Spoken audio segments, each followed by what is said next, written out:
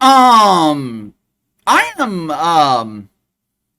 I'm rather confused this afternoon. I've actually been sitting on this particular story since last Thursday or Friday. I wanted to give this story a little bit of time to breathe because it didn't make sense when I saw it initially, and it doesn't make any sense now. For the past 3 or 4 weeks, all I've been hearing about is this record breaking World Cup. Well, KC, I thought the World Cup was played last year. Yeah, it was. That was the real World Cup. This time around, these women are actually going to have to earn the money they're being given. Just in case you guys don't remember, last year, Megan Rapinoe and her team of identifiers, they collected millions of dollars in earnings because the men advanced in the World Cup. Now, you may be wondering why the women were paid based off of the men's work. It's been a full year, and I'm still wondering the same thing. According to Megan Rapinoe, the women were entitled to that money. They called it equal pay. Us normal people, we called it reparations or woke welfare. Equal pay means the men do all the work, and a portion of their revenue goes to Meg and the Rapinoes, better known as the U.S. women's soccer team. But that's okay. That's okay. If you're a male soccer player, you can take advantage of this flawed system too. All you gotta do is identify as female, and you can join the women's team and collect money that you haven't earned. For the past few weeks, all I've been hearing about is the unparalleled success of the Women's World Cup. The damn thing hasn't even started yet, and the media is already pretending that this is the biggest event the world's ever seen. Over 1 million tickets have been sold. Megan Rapinoe is describing this as a massive cultural moment. Massive cultural moment. When I think of something like that, I think of something that changes society, changes the culture. Michael Jordan in the NBA in the 1990s, that was a massive cultural moment. Kurt Cobain, Nirvana, the grunge movement, that was a massive cultural moment. More recently, the Fauci unleashing his fungus on America, causing the entire country to shut down and hide in fear. That was a cultural moment. According to Megan Rapinoe, that is exactly what the Women's World Cup is going to be. Do any of you guys even know when the World Cup is starting? Do you know where it's being played? Outside of Megan Rapinoe, can you name one player on the U.S. women's soccer team? Just one. The only reason people know of Megan Rapinoe is because her knees turned purple from all the kneeling for the national anthem to match the purple hair on her egg-shaped head. Meggie is not famous for being a soccer player. She is famous for preaching the good word, spreading the woke faith, and for closely resembling the prepubescent boy that lives next door to you.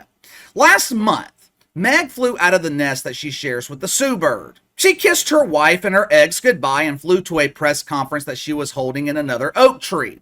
Now, this press conference, it made headlines because Meg the Rapinoe made the heartbreaking announcement that she was retiring from soccer. She would no longer misrepresent America on the global stage.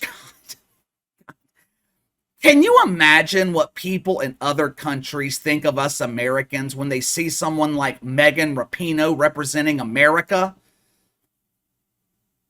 There's about 10% of my audience that watches me from overseas. Please, if you're one of those people, please do not judge the rest of us by our worst specimen. Maggie announced that she would no longer be collecting minimum wage from the BO Reign or whatever the fuck that team is called that she barely shows up for in the NWSL. The mainstream media, they focus solely on the retirement announcement, expressing their pain, their anguish, their agony over the fact that they would no longer see this blue-haired beauty slowly running up and down a soccer field.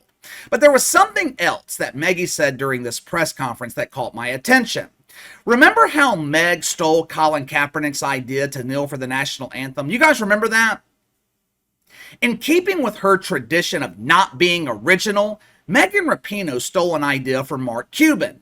She gave us a business lecture explaining why supporting a group of woke women, some who try so hard to be men, supporting them is a smart business decision. And if you don't support them, you're a dumbass. Watch for yourself. I think everyone is sort of hip to the game now and understands that this is, not somewhere that's just like, oh, we should cheer for the Women's World Cup because that's the right thing to do. It's like, this is actually a terrible business move if you're not getting in on it, if you're not investing, if you're not putting resources to it, and if you're not tuning in, you're sort of missing out on a massive cultural moment in so many ways. And I think, as always with women's sports, like, we're always doing both. And I think that's something that we're really proud of, and I think something that just totally differentiates us from a fan base perspective than any sort of men's sports, but I think also from a business perspective. I think we know that for bottom line, equality is actually good in a shocking turn of events.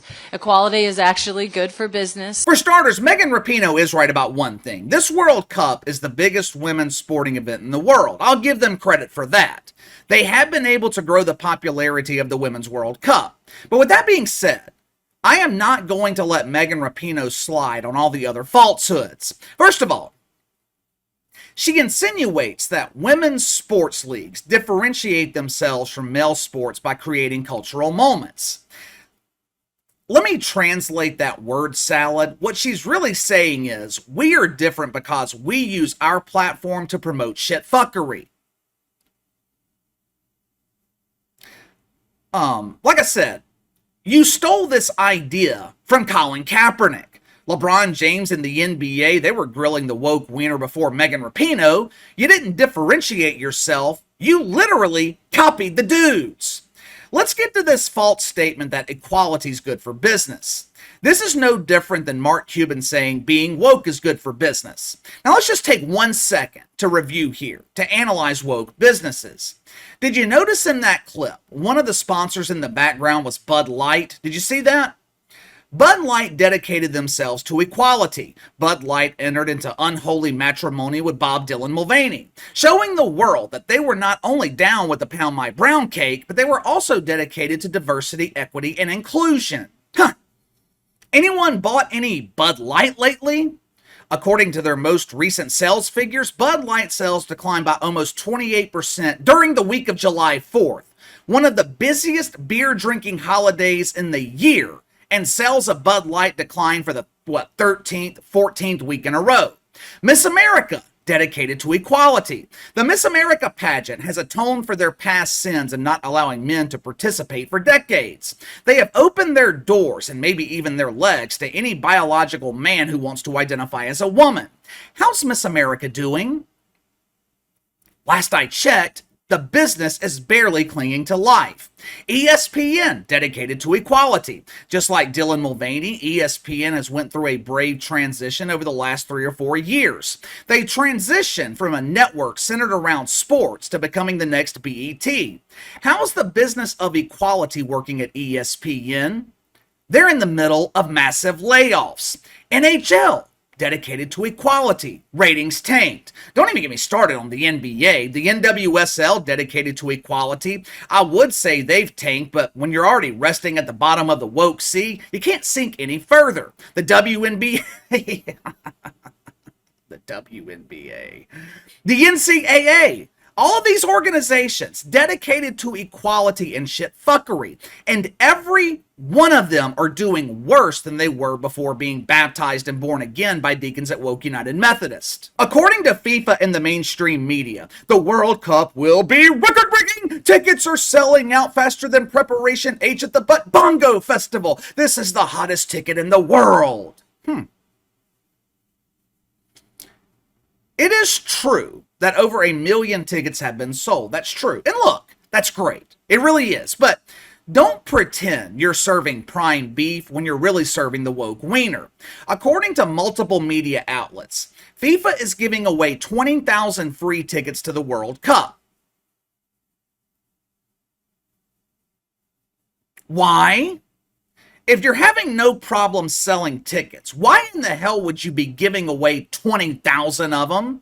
According to David Beach, the CEO of the Women's World Cup, there is a logical explanation for this. They're not giving away 20,000 free tickets because they're having trouble selling tickets. No. They're giving away free tickets to celebrate the success of the Women's World Cup. What? Wait a minute. Let me get this straight. The World Cup is so successful. Tickets are selling so fast that you're giving away 20,000 for free to celebrate your success?